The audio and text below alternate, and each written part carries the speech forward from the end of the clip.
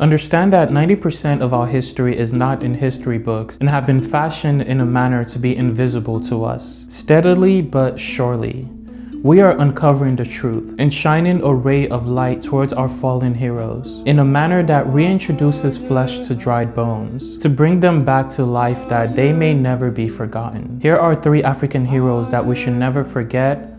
Patrice Lumumba, the first Prime Minister of the Democratic Republic of Congo, nicknamed by Malcolm X the greatest black man to walk the continent of Africa, and I call him the template of African unity. Born in 1925 on Ulua, Belgium, Congo, Patrice Lumumba played a pivotal role in liberating Congo from the strongholds of Belgium. He was consequential in establishing an independent republic, and for this he paid the ultimate price: his life. Shortly after independence, insurrection broke out in Congo, leading to mutiny within the army. In 1956, Patrice Lumumba was invited to Belgium for a study tour. He was arrested upon his arrival back to Congo. After serving his sentence, he pioneered the Congo National Movement, also known as MNC, which was the first party of Congo. This led to Belgium declaring elections in Congo, which was met by an uprising. Out of fear of Belgium's intentions of inaugurating a puppet government, the people revolted. Belgium retaliated, leading to the arrest of Patrice Lumumba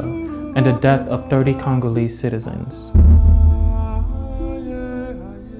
The MNC subsequently won the election and demanded the release of Patrice Lumumba. Discussions and arrangements pursued to negotiate the formation of the new country of the Democratic Republic of Congo. Patrice Lumumba was inaugurated as the first Prime Minister of the new democratic country. Independence Day 1960. All hell broke loose. The King of Belgium was in attendance and gave a speech. In his speech, he called the former King of Belgium, Leopold, a genius, a man who presided over the most diabolical and brutal regime in human history. I stand by this statement strongly.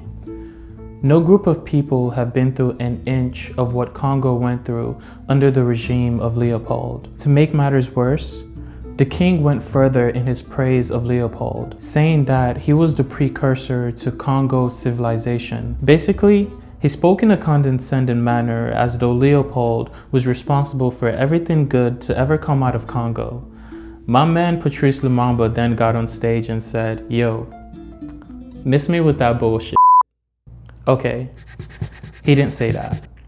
Patrice Lumumba exclaimed of how land was taken away from the people. He mentions of the cruel injustice that Congo faced because its citizens were melanated. He mentions of how their fate at the time was worse than death itself. And I quote, "Who will forget the massacres where so many of our brothers perished? The cells into which those who refused to submit to a regime of oppression and exploitation were thrown. We were subject to exhausting work, exacted in exchange for salaries, which did not permit us to eat enough to drive away hunger, or to clothe ourselves, nor house ourselves decently, or to raise our children as creatures dear to us."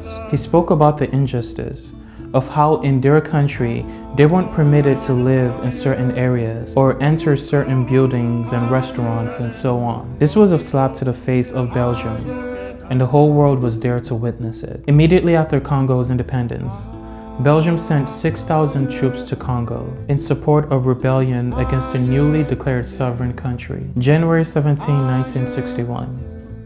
A few months after Congo's independence, accompanied by Belgium, Mobutu Sese Seko ordered the execution of Patrice Lumumba alongside 2 of his colleagues. Their bodies were later dug up, cut into pieces, and dissolved in acid. In 2002, Belgium released an apology for their participation in the assassination of Patrice Lumumba.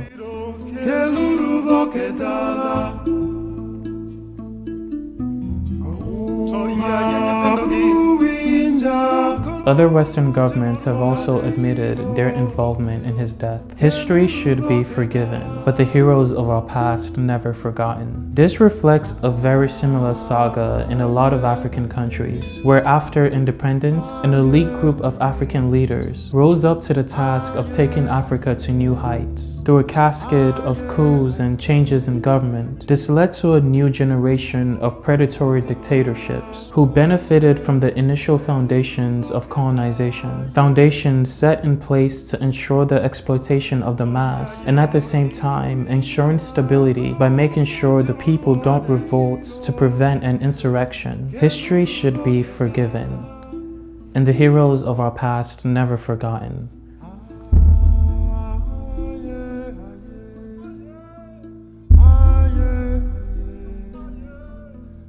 Thomas Sankara, Africa's Che Guevara. I refer to him as a prophet. I also call him the leader of the land of upright men, a man who challenged the authorities of former colonial powers. Thomas Sankara's vision for Africa was far above its time. In a prophetic manner, as though he knew the plans of Africa's neo-imperialism, he was a strong advocate for economic freedom. He came about this by appointing women to high governmental positions, reducing the salaries of public officials, banning government officials from the use of luxury items such as Mercedes first-class plane tickets. He also established a mandatory dress code of locally made clothes. Most importantly, he made Burkina Faso economically independent. He accomplished this by opposing foreign aid. He also encouraged the production of locally grown food. Thomas Sankara once said, and I quote, "Some people ask me, where's imperialism? Just look at your plate. When you eat, you see imported rice, corn, millet. This is imperialism. No need to look further. The person who feeds you imposes his will on you." No wonder he was a strong advocate against foreign aid. Thinking about it, is this not what neo-colonialization is? Is this not the biggest issue facing Africa today? Those are the words of someone future-oriented, a prophet. Only the Northern Star can guide a visionary like Thomas Sankara. He said, "I, alongside my delegation, are dressed by our tailors, fed by our farmers. Not a single thread came from Europe or America." On his way to a cabinet meeting, the setting of his assassination took place. During its course, in the midst of a crossfire, to prevent unnecessary death, he came out with hands stretched as far as to the corners of the globe. He was brutally gunned down. Earlier in this video, I mentioned that 90% of our history is fashioned in a manner to be made invisible to us. In 2017, President Emmanuel Macron of France, upon his visit to Burkina Faso, promised that France will declassify French files of their participation in the country's assassination of Thomas Sankara. We are yet to see those files. History should be forgiven, but the heroes of our past never forgotten. I know that in this video I promised that we'll be going into detail about 3 African leaders that we should never forget. I lied. Sort of. The third leader on my list is you. Thomas Sankara once said, "There are 7 million Thomas Sankaras." And personally, I believe one of them is you. Africa is calling on a visionary like you, someone who will obey her call, someone who will not take advantage of her, someone who is upright and more than willing to put Africa first. There's been deliberate attempts to remove African history. Watch this video to find out how it was carried out.